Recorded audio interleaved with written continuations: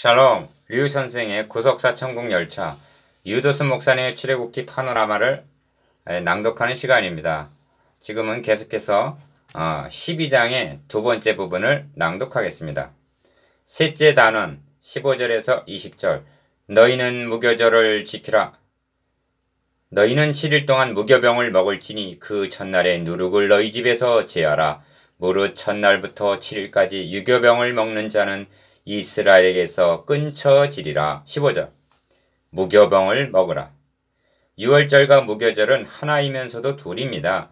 유월절은 14일 저녁 하루뿐입니다. 이는 유월절 양 되시는 그리스도로 말미암아 구속함을 얻는 것은 단번에 히브리서 10장 10절 이루어진 사실임을 나타냅니다. 그러나 무교절은 단번에 끝나는 것이 아니라 7일 동안, 다시 말하면 계속 되어야만 함을 나타내고 있습니다. 그렇습니다. 구원은 단번에 이루어지나 성화의 삶은 평생을 계속해야만 하는 것입니다. 너희 모든 유하는 곳에서 무교병을 먹을지니라 하십니다. 20절. 이 점이 유월절과 다른 점입니다. 성경은 유월절 제사를 너희 하나님 여호와께서 너에게 주신 가학성에서 드리지 말라고 말씀합니다.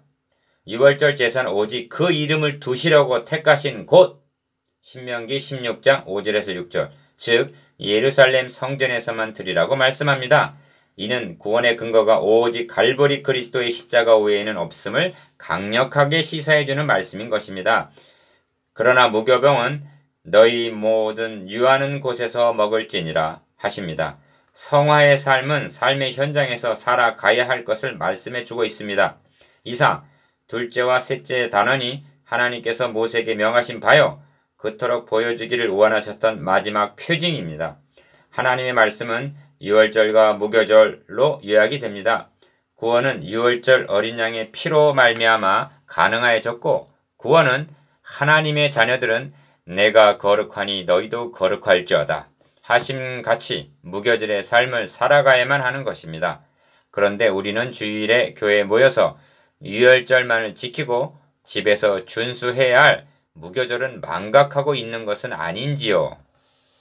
넷째 단원 21절에서 28절. 명하신 대로 행하니라. 모세가 이스라엘 모든 장로를 불러서 그들에게 이르되 너희는 나가서 너희 가족대로 어린 양을 택하여 유월절 양으로 잡고 너희는 우슬초 묶음을 취하여 그릇에 담은 피에 적시어서 그 피를 문 인방과 좌우 설주에 뿌리고 아침까지 한 사람도 자기 집 문 밖에 나가지 말라. 21절에서 22절. 본 단어는 모세가 하나님의 명을 장로들에게 전달하는 내용입니다. 요약해보면 첫 번째, 유월절 양을 잡으라. 21절. 두 번째, 그 피를 문 인방과 좌우 설주에 뿌리라. 22절 상반절. 세 번째, 아침까지 한 사람도 자기 집 문 밖에 나가지 말라. 22절 하반절. 네 번째, 여호와께서 애굽 사람을 치실 때에 그 피를 보시면 그 문을 넘으사 치지 못하게 하실 것임이라. 23절.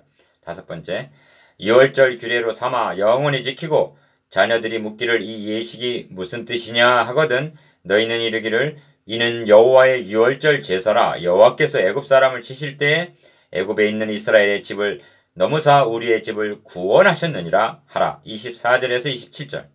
자, 모세가 전해주는 하나님의 말씀을 듣고 백성들은 어떻게 반응을 했습니까? 명하신 대로 행하니라. 백성이 머리 숙여 경배하니라 합니다. 28절 하반절. 이는 그들이 하나님의 말씀을 믿었다는 증거입니다. 믿고 감사했습니다. 경배를 드렸습니다. 이스라엘 자손이 물러가서 그대로 행하되 여호와께서 모세와 아론에게 명하신 대로 행하니라 합니다. 28절. 그들은 명하신 대로 순종을 했습니다. 이 점에서 중요한 요점은 믿음은 순종을 수반한다는 것입니다. 순종하지 않으면 믿지 못한다는 증거입니다. 그러므로 바울이 이방인의 사도가 되어서 복음을 전파한 목적은 모든 이방인 중에서 믿어 순종케 하나니 하고 말씀했던 것입니다. 로마서 1장 5절. 믿음과 순종은 둘이 아니라 하나입니다. 백성들이 한 일이란 믿어 순종한 일뿐입니다. 성경은 이와는 반대의 경우에도 경계하는 뜻으로 말씀하고 있습니다. 저희와 같이 우리도 복음 전함을 받은 자이나 그러나 그 들은 바 말씀이 저희에게 유익되지 못한 것은 듣는 자가 믿음을 화합지 아니함이라 합니다. 히브리서 4장 2절. 생각해 보십시오. 이스라엘 자손들이 모세가 전해준 하나님의 말씀을 듣고 아멘 하고 돌아가 그대로 행하지 않았다면 들은 바 말씀이 유익되지 못하였을 것입니다. 그들은 듣기만 하지 않았습니다. 안다고만 말하지 않았습니다. 하나님이 그렇게 해 주실 것을 믿는다고 말하지 않았습니다. 이스라엘 백성들은 모세가 전하여 준 하나님의 말씀을 듣고 믿음으로 화합하여 머리 숙여 경배하고 명하신 대로 행하니라. 그들은 유월절 양을 잡아 그 피를 대문에 뿌리고 한 사람도 집 문 밖에 나가지 않고 그 안에 있었습니다.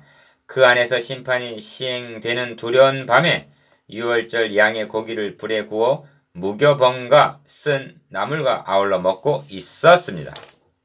여기 중요한 요점이 있습니다.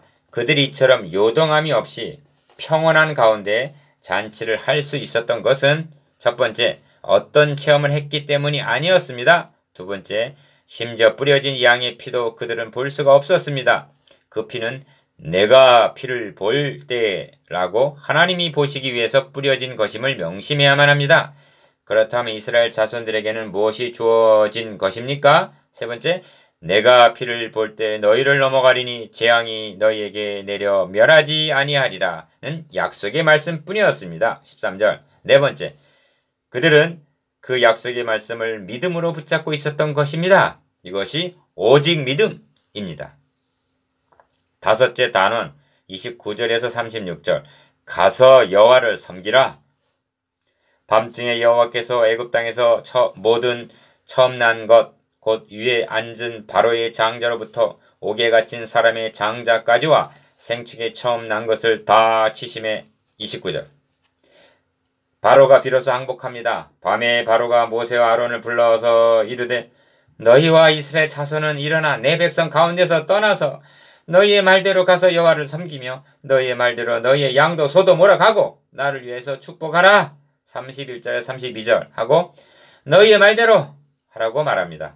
다시 강조합니다만 그동안 하나님의 능력이 약했기 때문에 바로가 항복하지 않은 것이 아니라는 점입니다. 하나님께서 유월절이라는 핵심적인 표징을 보여주시기 위해서 모든 초점을 여기로 모아가고 있었음을 놓쳐서는 아니 됩니다. 하나님은 여자의 후손은 너의 머리를 상하게 할 것이요. 창세기 3장 15절 라고 선언하셨는데 무슨 방도로 뱀, 바로 또는 사탄의 머리를 상게 하셨는가를 명심해야만 합니다. 그러므로 말씀의 사역자들은 이를 증거하여 하나님의 백성들로 하여금 이를 잊지 않게 해주기를 열망해야만 하는 것입니다. 얼마나 재촉하였던지 발효되지 못한 반죽을 옷에 싸가지고 떠나야만 했습니다. 은금, 패물과 의복을 구하는 대로 주었습니다. 이 점은 이미 첫 번째 아브라함에게 예시한 바요. 창세기 15장 14절. 두 번째 모세에게도 두 번 3장 22절 11장 2절이나 말씀하셨던 것입니다. 세 번째, 하나님은 저들이 구하기 전에 자기 백성들의 필요를 아셨습니다. 네 번째, 그들이 수고한 보상을 받도록 하셨습니다. 다섯 번째, 하나님을 섬기는데 부족함이 없도록 준비시켜 주셨습니다. 여호와께서 애굽 사람으로 백성에게 은혜를 입히게 하사 그들의 구하는 대로 주게 하심으로 그들이 애굽 사람의 물품을 취하였더라. 36절. 여섯째 단원 37절에서 51절. 여호와의 군대를 인도하여 내심. 이스라엘 자손이 라암셋에서 발행하여 숫곳에 이르니 유아 외에 보행하는 장정이 60만 가량이요. 37절. 중단 잡족과 양과 소와 심히 많은 생축이 그들과 함께 하였다고 말씀합니다. 38절. 이스라엘 자손이 애굽에 거주한 지 430년이라 430년이 마치는 그날에 여호와의 군대가 다 애굽 땅에서 나왔다고 말씀합니다. 40에서 41절. 여기서 주목하게 되는 것은 구속하여 하나님의 백성을 삼으신 이들을 가리켜 여호와의 군대라고 부르고 있다는 점입니다. 마지막 절에서도 그 같은 날에 여호와께서 이스라엘 자손을 그 군대대로 애굽 땅에서 인도하여 내셨더라고 말씀하고 있습니다. 51절. 이는 이들의 신분과 목적이 바뀌었음을 의미합니다. 지금까지는 바로를 위하여 종로로 타였으나 이제부터는 첫 번째, 하나님의 백성이면서 동시에 여호와의 군대라고 말씀합니다. 두 번째, 이는 이들이 싸워야 할 싸움이 여호와의 싸움임을 의미합니다. 사무엘상 25장 28절. 세 번째, 여호와의 싸움이란 여호와의 이름과 영예를 위한 싸움인 것입니다. 구속사에게는 하나님의 거룩하신 이름과 명예가 걸려 있는 것입니다. 네 번째, 하나님께서 구속하여 주심은 이제부터 여호와의 군대가 되어 그 나라와 그의 의를 위하여 싸우라는 소명임을 의미합니다. 이 점을 신약에서는 우리 중에 누구든지 자기를 위하여 사는 자가 없고 자기를 위하여 죽는 자도 없도다. 우리가 살아도 주를 위하고 살고 죽어도 주를 위하여 죽나니 그러므로 사나 죽으나 우리가 주의 것이로라. 이를 위하여 그리스도께서 죽었다가 다시 살으셨으니 곧 죽은 자와 산 자의 주가 되려 하심이니라고 말씀합니다. 로마서 14장 7절에서 9절. 이상에서 상고한 대로 구약성경도 복음을 그리스도를 증거하는 것이 중심에 와 있습니다. 신약성경이 아니라 구약성경, 그것도 율법인 줄 알았던 모세오경을 통해서 우리를 구원하신 복음을 더욱 분명하게 깨닫게 되었다는 것은 축복이 아닐 수 없습니다. 하나님은 참으로 찬양받으시기에 너무나 합당하십니다.